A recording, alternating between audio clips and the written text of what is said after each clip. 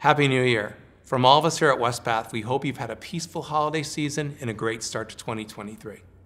My name is Joe Halwax, Managing Director of Wespath's Institutional Investment Services team. I am here at Wespath's offices in Glenview, Illinois, bringing you our fourth quarter 2022 Wespath update. What a historic year it was for the markets, with record-fast interest rate hikes and rapidly changing inflation expectations. Ultimately, for many investors, it was a year to forget, marked by declines in both equity and fixed income markets. But on the other side of the coin, it is an opportunity for patient long-term investors. As we'll get into in today's update, 2022 could go down as a bump in the road that presented attractive valuations and a great chance to put cash to work. I'll offer more on that perspective in a market update shortly. You'll also hear a brief organizational update.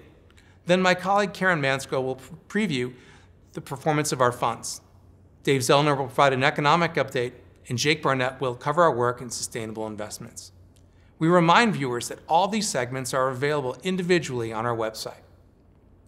The fourth quarter was certainly busy for financial markets, but it provided many opportunities for thought leadership here at Wespath. Most recently, I provided an overview on the quarter's activity, as well as a 2022 year in review and look ahead to 2023. We'll be reviewing many of the points in that blog today, but check it out on the website if you're interested in the written format. Also, my colleague Karen recently wrote about the psychology of investors. Her piece is highly relevant for today, as it discusses how and why investors are tempted to deviate from their long-term strategies during periods of high volatility. I encourage you to read it, especially if you've been feeling those same temptations lately. As you've heard from us already, 2022 was a very difficult year for financial markets. Before we dive into why that was the case, I want to offer some positivity. It's now been 3 years since the onset of COVID. For myself, 2022 felt like the first real stretch of getting comfortable with the things that have changed and enjoying those things that have returned to normal. Think of events like weddings, birthday parties, or even a team bonding afternoon at Topgolf. Those things were missed, and it's good to have them back, even if financial markets didn't add to the celebration this year. Still, we start with more positives. Returns were in the green for both fixed income and equities in Q4, with gains largely coming in October and November. This positivity was seen after U.S. inflation data came in lower than expected in October, creating a growing belief amongst investors that inflation had peaked and that central banks would soon pivot to be less aggressive in their efforts to control inflation. Importantly, this reflects what we saw throughout most of 2022. Markets closely following every inflation report and Fed meeting, with volatile moves in asset prices occurring as expectations rapidly adjusted. As we can see in this slide, inflation expectations did peak in April and have steadily declined throughout the second half of the year. Looking now at equities in Q4, international stocks were very strong, with the MSCI EAFE index up a sharp 17.3% on the quarter. The MSCI Emerging Markets Index was also strong at plus 9.5% for the past 3 months. International markets have less of the mega-cap technology names than U.S. indexes, and those names like Facebook, Tesla, and Amazon were under pressure in 2022. Still, the S&P 500 closed the fourth quarter plus 7.5%, below international markets, but still a very positive quarter. Dave and I will discuss the volatility in the large cap sector later in our discussion. Before we move on to bonds, I want to show a chart of the US dollar to put in perspective the moves in international stocks. From January to October of 2022, the dollar rose 16% against a basket of foreign currencies, which is a very sharp move. Dollar strength was driven by the Fed raising rates earlier and faster than other global central banks. However, with inflation expectations seemingly peaking, the dollar fell 7.7% in the fourth quarter. Now let's turn to fixed income markets, starting with the yield curve. This chart shows the yield curve as it started in January, where it was at the midpoint in July, and finally where it stood at the end of the year. Obviously, we see that the yield curve is quite a bit higher than where we started 2022. And of course, it's inverted. You can see the beginning of the year at the bottom in blue, mid-year in green, and the end of the year at the top in orange. Let's think about what occurred throughout the year to cause this. The Federal Reserve raised rates 425 basis points in one of the sharpest moves in history. This was to address the much stronger than expected inflation. Remember, 1 year ago in December 2021, the futures market priced in rate hikes of 50 basis points for all of 2022. And as I mentioned, we ended the year with 425. While the Fed continued to hike in Q4, including 50 basis points in December, 10-year yields peaked in October near 4.2%. They closed the year down near 3.8% and were down to 3.6% by early January. This shift lower in the yield curve has been positive for bond returns. Indeed, the fourth quarter was strong as the Bloomberg U.S. Aggregate Index was up 1.9%, erasing some of the sharp losses seen in the first 3 quarters of 2022. Meanwhile, the Global Aggregate Bond Index was up 4.5% as foreign currency bonds benefited from the fall in the dollar. Looking at 2022 full-year returns, well, they are ugly. For stocks, we see weakness everywhere. The MSCI Emerging Markets Index down 20%, the S&P 500 was down 18%, and the EAFE Index down 14%. There are also some interesting style trends to note. Looking at growth versus value in the US, the S&P 500 Growth Index fell by 30% on the year, weighed by sharp losses in tech names like Google and Nvidia. Meanwhile, the S&P 500 Value Index fell just 7.4% in 2022. Investors last year favored companies with less growth but more predictable earnings, such as those in the energy sector, which was up over 60% on the year. This style trend does make sense. Growth names are less attractive when rates are higher. It begs the question, are we in a new era with higher inflation and higher rates? This is something we will continue to review in 2023. In fixed income, the Bloomberg Aggregate closed the year down 13%, marking the worst bond returns in 200 years. The volatility is really interesting to note for a couple of reasons. First, stocks and bonds rarely fall in tandem. These assets tend to be uncorrelated or negatively correlated, meaning they rarely move in the same direction. This is why 60-40 portfolios have been so popular historically, but last year, that correlation turned positive. Now that bond markets have quickly replaced inflation risks, we can expect a more stable yield curve and bond prices in 2023 versus 2022. This suggests that we will return to a more traditional neutral relationship with stocks. The other interesting thing to note here is valuations. If one has to find a silver lining in this bear market, it is that assets generally have fallen to more attractive levels based on historic metrics. Looking at global equities, this chart shows 5 major markets. The gray bar represents the 25-year average for PE ratios, the purple bar the 25-year average, and the blue diamond is current levels. U.S. stocks are near the 25-year averages after starting 2022 at very high levels. International stocks are all below 25-year averages, with Japan and Europe at very low levels. While calling the bottom to bear markets is a fool's errand, patient investors will see current levels as more attractive than a year ago, and cheap when looking at Europe and Japan. In fixed income, valuations are also fairly attractive versus their 10-year averages. This chart shows 12 fixed income sectors looking at yield to worst. Yield to worst is a measure of the lowest possible yield for a bond held to maturity without default. The dark blue diamond shows that in nearly every sector, current yields are high versus recent averages. This means bonds are again offering compelling yields and should offer ballast to a traditional balanced portfolio. Let me close now with a few thoughts. We've been through a rough year for investors, undoubtedly, but we've also learned a few things. It is likely that the market will now shift its focus from inflation, which should no longer be a surprise for investors, and the shift will be to growth, both economic and earnings growth, which we will continue to watch closely. Historically, years following bear markets are good for investors, and it's rare to see 2 negative years in a row. As noted earlier, bonds have been repriced and again are offering yield, and that should translate to ballast in a balanced portfolio. It is unlikely that the next decade will look like the previous decade, as leadership, particularly in stock sectors and frequently in countries, has always rotated. Wespath builds globally balanced and diversified portfolios that will allow investors to take advantage of the next market leaders and avoid the highs and lows of being overly concentrated. We continue to believe that investors should stay the course, remain invested, and focus on long-term results.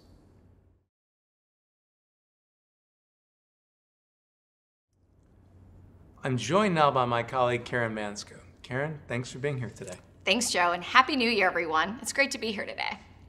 So after a difficult year for many investors, how did the Wespath funds perform in the fourth quarter, and how did this affect the cumulative performance for 2022? Since the last quarterly update, the markets re-entered positive territory and ended the quarter up, with international developed and U.S. mid-cap stocks posting double-digit gains. This was encouraging turnaround after a very difficult year for both stock and bond markets. Looking back on the quarter, stocks ended strong in October and November, which was driven by U.S. inflation data coming in lower than anticipated. And following this news, investors were hopeful that central banks would curb the aggressive rate hikes experienced earlier this year. Unfortunately, the gains were short-lived, and we saw U.S. equity prices fall in the month of December as central banks committed to continuing to increase rates to help moderate inflation. Interestingly, international developed and emerging market stocks both were positive for the month, which was driven by China reopening after its lockdown and the inflation numbers in Europe improving. Fixed income also ended the quarter positive, which removed some of those sharp losses that we saw in the prior quarters. You can see on the slide that both equities and fixed income ended the quarter in positive territory. The U.S. equity fund composite returned approximately 7% net of all fees, and the international equity fund composite was up over 14%, outperforming its benchmark for the fourth quarter. The fixed income fund and the inflation protection fund composites both outperformed their respective benchmarks net of all fees. So again, the fourth quarter was positive, but the full year was still quite negative for stocks and bonds. Can you remind our viewers what drove the market volatility this year? It's been a challenging year for equities and bonds. As we've highlighted in prior webinars, in the first quarter, it became apparent that inflation was no longer transitory or a temporary byproduct of attempts to rejuvenate the economy. After this realization, central banks geared up to fight inflation aggressively, meaning the era of low interest rates was effectively over. Supply chain woes were apparent in 2021 and became worse after the Russia invasion of Ukraine in February, which added unexpected geopolitical risk. Both equity and bond indexes posted negative returns for the first 3 quarters of 2022, which is extremely rare for markets, and both also posted double-digit losses. The equity funds were down over 19.5% and 21% year to date. The fixed income fund composite returns look similar, with the fixed income fund composite down 12.6% and the inflation protection fund composite down 5%. I'm going to spend a little bit more time on this when I review the contributors and detractors of the fund's year-to-date performance here in a moment. So we spent some time talking about 2022 markets and performance. How has Wespath's performance fared if we look at the past 3 years in the investing market environment that we've been in? Referring to the markets as interesting the last 3 years is putting it mildly. If you look at the 5-year returns looking past 3 years, 3 of the 4 funds that comprise the multiple asset fund composite outperformed the respective benchmark net of fees, which led to the fund outperforming. So Karen, you showed us how the multiple asset fund fared compared to its benchmark. How does the fund look relative to other balanced funds? This chart showcases the multiple asset fund composite versus a universe of balanced funds. This slide measures how our balanced fund composite performed relative to other balanced portfolios and funds that are currently on the market. We are using a universe that is compiled and maintained by Investment Metrics, which is a well-known provider in the investment industry. Looking at the chart, you can see that the multiple asset fund composite has performed below median for the 1-year time horizon, but performed in line with the median for the 3, 5, and 10-year. For the 10-year, the composite outperformed over 55% of other balanced funds in the universe. So Karen, moving on. Tell us about the individual fund contributors and detractors for the year. Starting with the multiple asset fund. I highlighted this on the performance slide earlier, but the primary detractor of the fund's year-to-date performance was the underperformance by our international equity fund and the modest underperformance of our U.S. equity fund. And I'll talk about both here in a moment. So you mentioned that despite the equity markets being up in the fourth quarter, the gains were not enough to offset the losses experienced earlier in the year. How did this impact the year-to-date performance of our funds? That's correct. Starting with our U.S. equity fund, this fund underperformed its benchmark by a modest 19 basis points year to date. The fund's underweight to large cap growth stocks and particularly mega cap stocks contributed, as we saw mega caps down 42% this year. Also, the fund's dedicated allocation to private equity and private real estate contributed. The primary detractor to the fund's performance was our overweight to small and mid-cap growth stocks, as growth stocks struggled this year due to the negative impact the rise in rates have had on this asset class. Also, the fund's active manager stock selection in information technology, communication services, and consumer discretionary detracted. More specifically, e-commerce and cloud-based data management and security companies like Okta and Shopify were down 75% in the year. This had a negative impact on the fund's relative performance. So a lot of these tech names performed poorly in 2022. You just highlighted Okta and Shopify.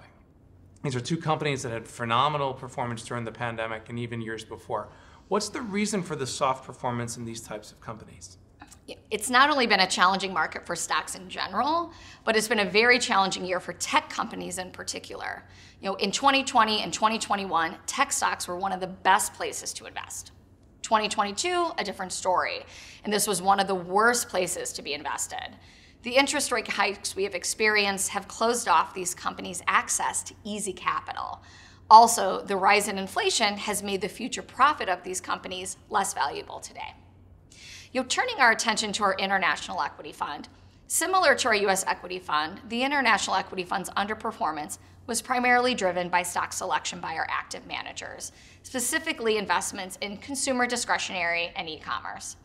Also, the ethical exclusions was a modest detractor to the fund's performance. As a reminder, we believe that our ethical exclusions neither help nor hurt the long-term performance of our funds. Lastly, a contributor to the fund's performance was the dedicated allocation to private equity. So Karen, I noticed that the slide that you've included includes highlights from some of the comments we've received from our equity managers. Due to the challenges we've experienced, not only in this market environment, but also some challenges our managers have experienced in terms of the stocks included in their portfolio, I wanted to spend a few moments and highlight the comments we've received from them. The themes we've heard across the board from them is that, one, the macroeconomic environment is what is driving market sentiment, and investors are not focusing on fundamentals, as portfolio company fundamentals continue to be solid. Second, we also have managers that are taking advantage of this dislocation that is taking place and upgrading some of their positions with certain companies where valuations are now more attractive.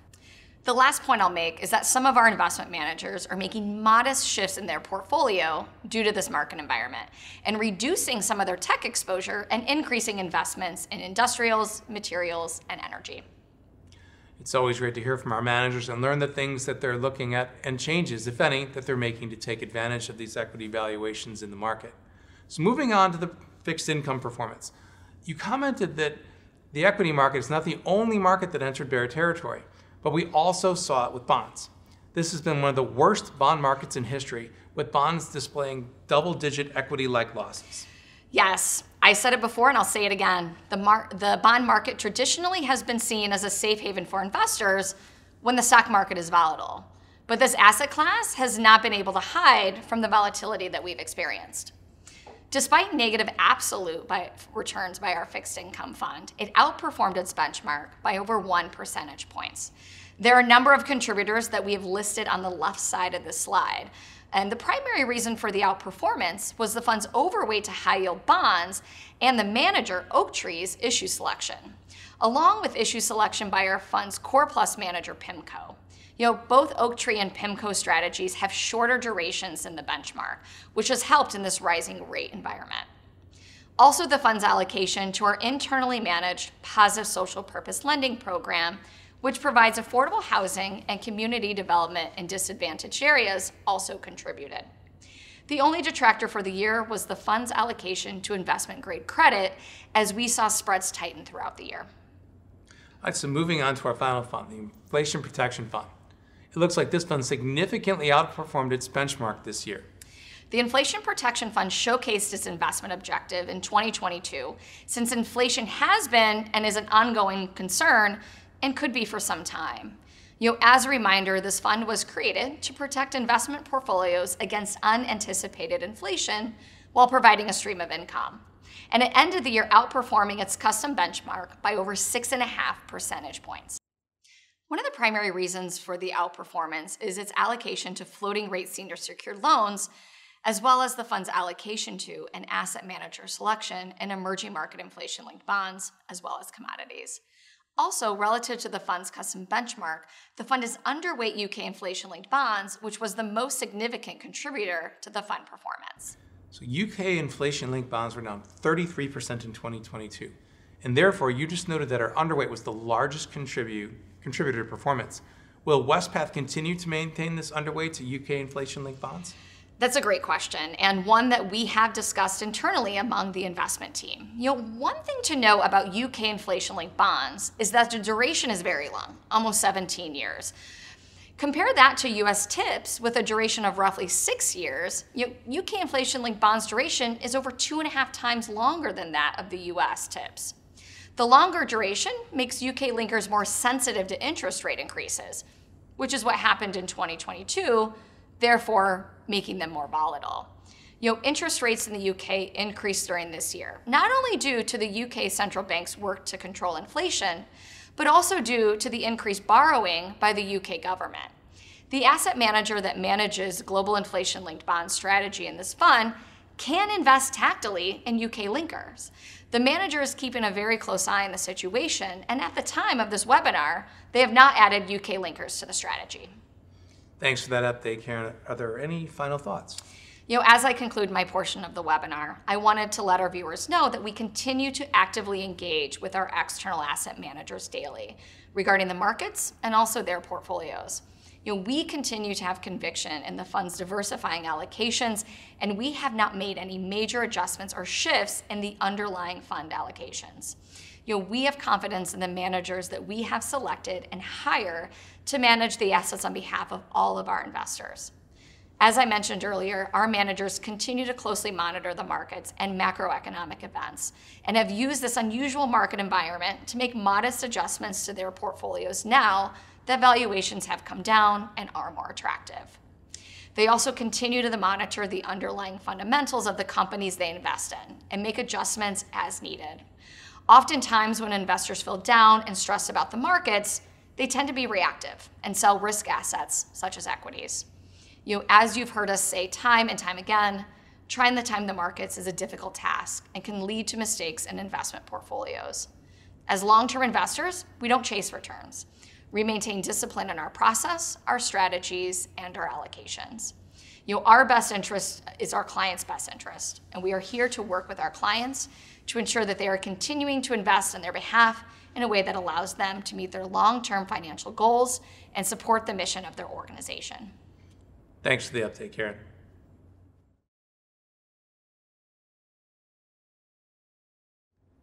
Dave, thanks for joining our quarterly webinar. After such a tumultuous year in the markets and economy, I know our viewers will be interested in hearing your thoughts for what's ahead in 2023. Thanks, Joe. I always look forward to sharing my thoughts with our participants and institutional clients. So we should probably start what's currently on the mind of investors, and that's inflation. As you know, the Federal Reserve Chair Jerome Powell and other Fed governors have been very public regarding their resolve to get inflation under control. Investors worry that continued aggressive Fed action will derail economic growth and cause a recession. What stands out most to you in terms of the inflation reports we've seen over the past several months? You're right, Joe. Each month, investors anxiously pore over the inflation numbers and attempt to guess what the Fed's next move might be. We're filming this webinar on Thursday, January 12th, and earlier this morning, the Department of Labor released inflation figures for December. It's fair to say that investors expressed a sigh of relief as the annual rate of inflation continued to ease and was exactly in line with what economists were expecting. This first chart, Joe, shows the path of inflation over the last couple of years. As you know, the 9.1% annual inflation reading back in June was the highest rate of inflation in 40 years. And while we should all be glad that inflation is easing, we still have a ways to go before the rate of inflation reaches a more sustainable level.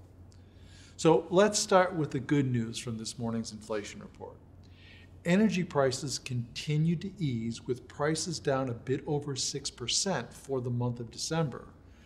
If we were to look back at the June inflation report, Joe, we would have seen that the increase in energy prices accounted for 3 percentage points, or 1/3 of that 9% inflation that we saw for the month. Now, keep in mind that energy only accounts for 8% of the consumer basket of goods and services used for measuring inflation. In today's report, year-over-year energy inflation accounts for a little more than just 1/2 of a percentage point of December's 6.5% inflation. Additionally, we also saw price declines in used cars and airfares. So it's fair to say, Joe, that the factors that originally drove inflation have certainly eased. But if we look at this next slide, we can see that food and shelter inflation, the two categories that together make up well over half of the consumer basket, remain stubbornly high, with housing expenses continuing to move higher. Transportation costs, however, continue to decline. So Dave, then how do you think inflation will play out in 2023 and beyond, and what will you be watching for? So the short answer, Joe, is that I think the annual rate of inflation will continue to come down, but how far it will fall is anyone's guess. There are a lot of factors at play that will influence inflation over the next couple of years. Candidly, I struggle weighing the influence of these many varied factors. But let's first look at what consumers and the markets think. The chart on the left side of this next slide shows the path of consumer expectations based on a survey conducted by the University of Michigan. Consumers typically overestimate future inflation. Expectations for inflation over the next 5 years have hovered around 3%, so let's perhaps think we view that as a ceiling. On the right, we see the path of the 5-year break-even inflation rate based on the difference in interest yields for a traditional 5-year U.S. Treasury note and a 5-year Treasury inflation-protected security. This difference represents the market's view on what inflation will be on average over the next 5 years. Expectations peaked at about 3.5% back in March and declined quite significantly to 2.25% today. The bottom of this slide shows that the market also thinks that inflation will average 2.25% over the next 30 years. We've definitely seen positive signs that inflation will continue to decline into 2023 and beyond. Recall the supply chain issues that disrupted the economy for much of the last 2 years. Those have been largely resolved. When the supply of goods matches the demand for goods, pricing pressure eases. We've also seen a significant drop in housing activity, largely due to an increase in mortgage interest rates resulting from the Fed's aggressive action to address inflation. At the beginning of 2022, the average 30-year mortgage stood at a tad above 3%. Rates peaked at just above 7% back in November, but still hover around 6.5% today. The average price of a home in the U.S. today is about $350,000. So assuming that one were to finance 80% of the cost with a mortgage, a homeowner would be paying about $500 more a month today than they would have just a year ago. A drop in housing activity means fewer purchases one makes when switching houses, lower demand for renovations, appliances, etc., has disinflationary effects. So while that may not be good for economic growth, it should ease inflationary pressures. We've also heard a lot recently about low personal savings rates and consumers depleting their savings built during the pandemic. In addition, consumers have added to their debt burdens and have increased the use of credit in paying for goods and services. So as we enter 2023, it's reasonable to assume that consumers will have cut back on purchases, which again could have disinflationary effects. So Dave, I want to pause here real quick because what you're describing, a drop in housing and reduced consumer demand, it certainly sounds like the beginning of stagnant economic growth or even a recession. A lot of economists think the U.S. has already entered a recession. So is that what you're seeing, Dave? So let's look where the economy stands at the end of 2022, Joe. As you know, the economy contracted in the first half of the year, declining 1.6% in the first quarter and 0.6% in the second quarter. We had a rebound in the third quarter with a growth rate of 3.2%. Now, this next slide displays the Atlanta Federal Reserve's most recent forecast for the fourth quarter, which shows 4.1% growth. If accurate, that would mean that the economy grew at around 2% in 2022, which would make it pretty much an average year in the 21st century. But if you look at the chart on the right, you can see the evolution of 2023 GDP forecasts of economists surveyed by the Wall Street Journal. Not great news. The consensus seems to be that we will have a mild recession this year and then revert to about average growth in 2024. Earlier this week, the World Bank revised its 2023 growth forecast for the world and the U.S. Because of the inflation we experienced around the world last year, it lowered its growth forecast for the world to 1.7% compared to its forecast of just 6 months ago for 3% growth. It sees the U.S. growing at a meager 0.5% this year. But it's important that I emphasize, Joe, that this view is widely known by the market.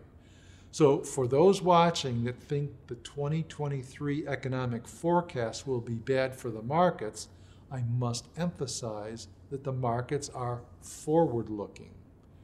We should assume that current stock prices reflect an expectation of near zero growth in 2023.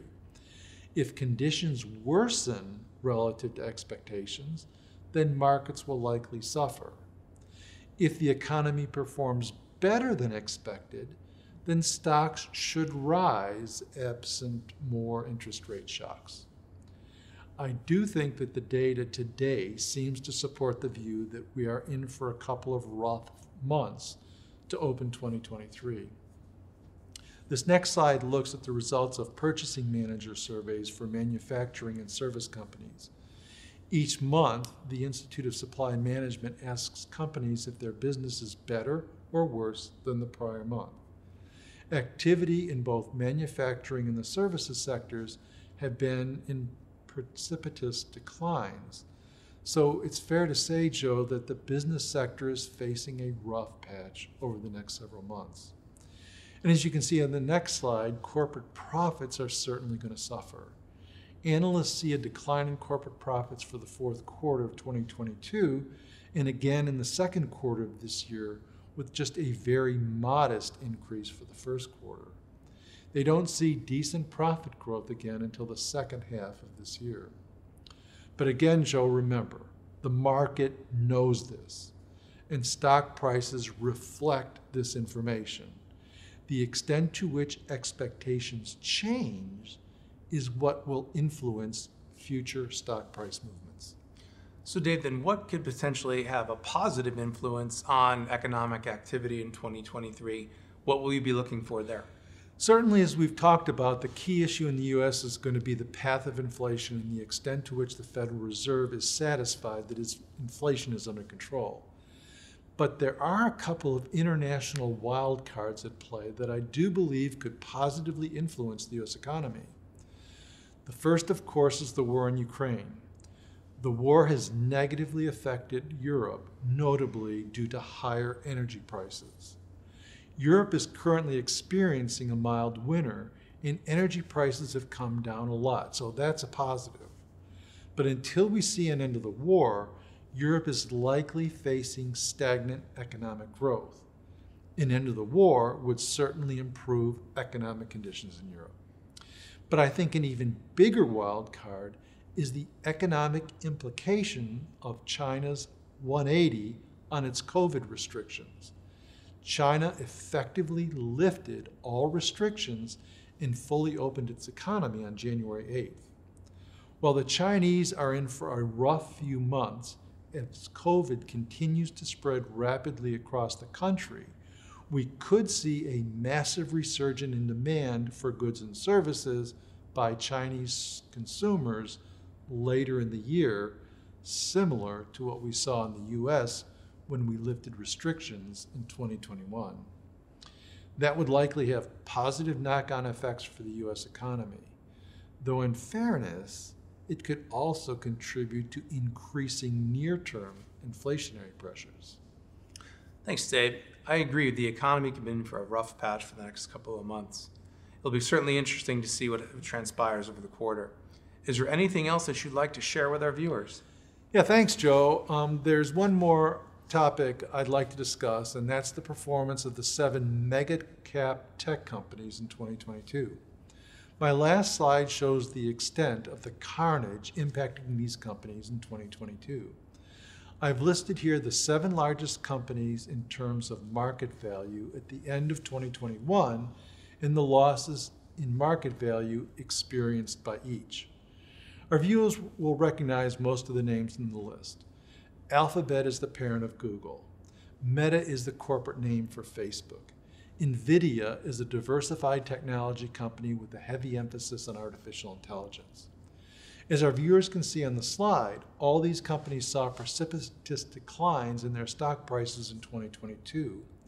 While the rankings of the top 4 did not change, Tesla, Meta, and NVIDIA all dropped out of the top 10. The combined loss in market value for these 7 companies was nearly $5 trillion. Now, to put that in perspective, $5 trillion exceeds the market value of the entire German and Japanese stock markets combined. It also exceeds the market value of the entire US energy and retail sectors combined. The losses are just staggering. I agree, Dave. The $5 trillion is just a huge number. So we know that Wespath has intentionally underweighted these mega cap names. Is now the time to jump back in? I don't think so, Joe. Even though these companies saw big losses in 2022, the stocks still aren't cheap. Technology continues to evolve rapidly, and I cannot confidently predict that these same companies will be leading the way 10, 20, 30 years from now. So, Joe, you posted a great graphic earlier this week on our internal Teams channel that showed the largest stocks at the beginning of each decade over the last 100 years. Some notable, or should I say forgettable, names that appeared on the list were Sears, Kodak, Lucent, and Time Warner. And we don't see those anywhere near the top 10 anymore. I think that our stakeholders will be better served by investing in the up-and-comers, those companies with new and exciting technologies that offer great opportunities for meaningful price appreciation. Thanks for the update, Dave. Always great speaking with you.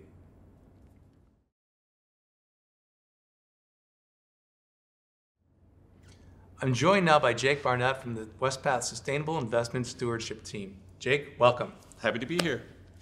So Jake, you and other members of the SIS department got a chance to see a number of long-term collaborators and peers in the fourth quarter.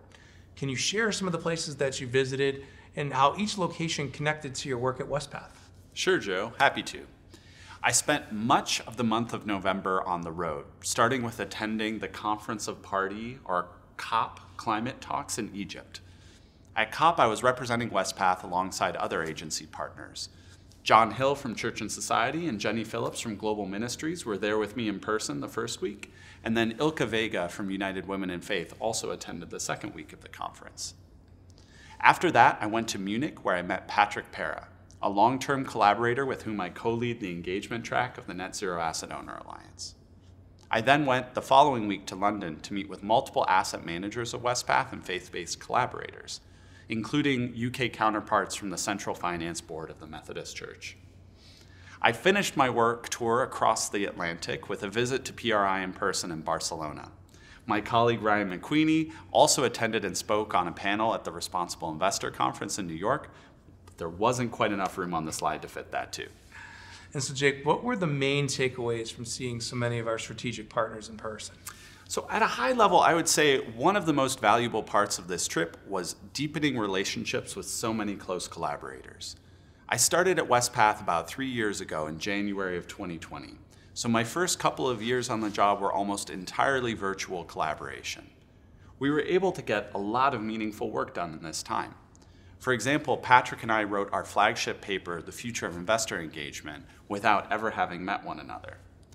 However, this trip really reinforced the value of personal connection and in-person collaboration as a crucial means of building trust and generating new ideas.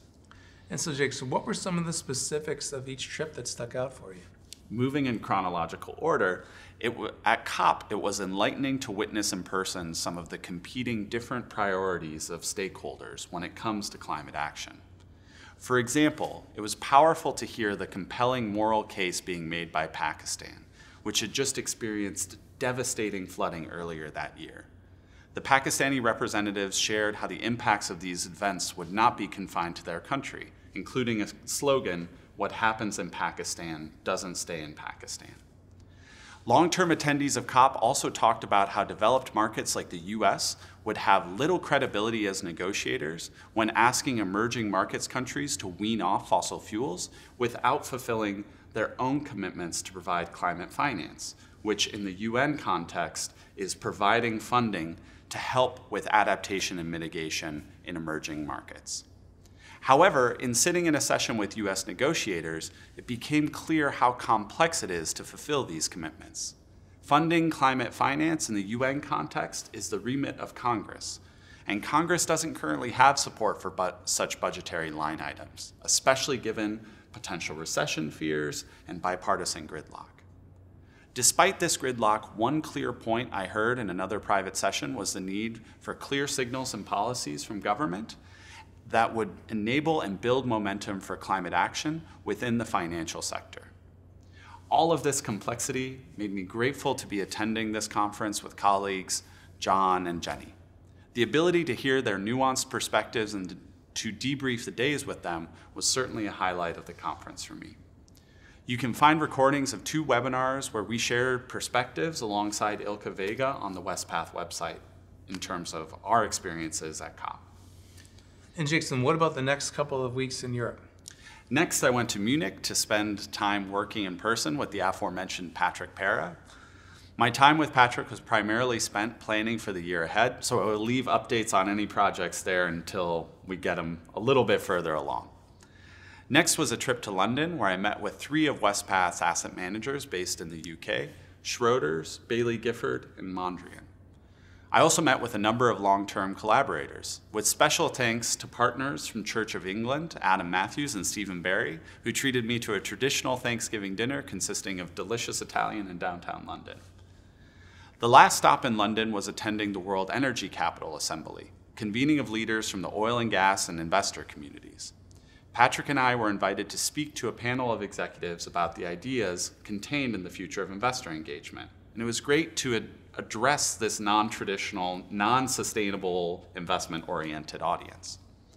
One enlightening reoccurring theme that was shared by members of the oil and gas community was a recognition that many of the headwinds of further investment in oil and gas were due to traditional financial concerns from investors rather than climate concerns, just reinforcing that investors remain concerned most often primarily about the bottom line. Finally, I ended up attending the conference of one of Wespath's key strategic partners, the UN Principles for Responsible Investment.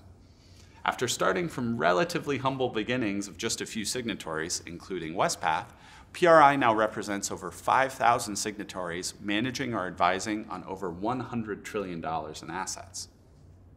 However, with this big tent comes the difficulty of serving the needs of the diverse community. As a panel speaker and in hallway discussions, I encouraged PRI to continue to lift up asset owner voices when it comes to engaging our managers to align interests in terms of long-term systemic economic health. PRI established a working group on this topic after the conference, so hopefully we'll have more to share on that soon. And Jake, it wasn't just you traveling from your team in Q4, was it? No, it wasn't. My colleague Ryan McQueenie also attended the Responsible Investor Conference in New York, where he spoke on a panel. You can see a debrief from Ryan on Wespath's social media platforms about that conference experience, but key sentiments expressed included gratitude for meeting people in person and a reaffirmation of Wespath's status as a sustainable investment leader. And that concludes our Q4 travel. So Jake, thanks for joining me today, and thanks for the update on your journey. Happy to do so. Thank you for attending the fourth quarter Wespath webinar. If you have any questions, please send them to investmentinfo@wespath.org. See you next quarter.